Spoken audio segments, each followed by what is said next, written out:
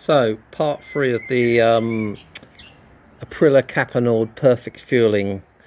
So, after a little ride this weekend, I don't know, about 50 miles maybe, this is what I've ended up with. So, these ones here, these two here are the front cylinder. And these two here are the rear cylinder. Don't know if I can get it quite well with the light. That's a bit better there you go. So I thought they look pretty good. So these are the rear, these two here are the rear, and then these two here are the front.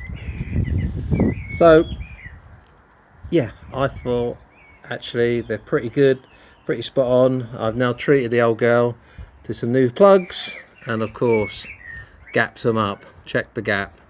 I believe it's meant to be 0.7, some people say 0.8, so 0.711 I put them to.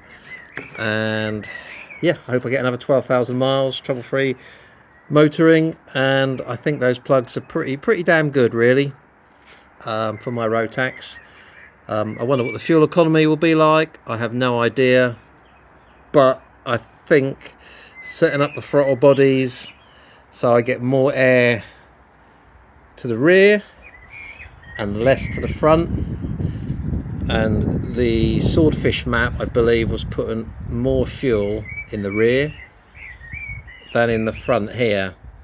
So I think you can see possibly by these plugs here, the light is playing up a bit I think, but I think you can see maybe they're just a little bit leaner than the front ones actually.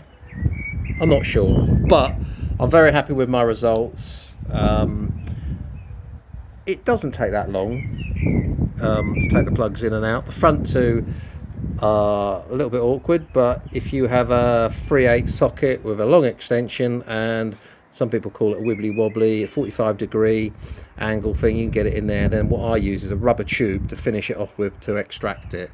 So rubber tube is my top tip, but I hope that helps somebody. I think I've got it right. If you don't, please leave a comment and tell me what you think. But thanks very much guys.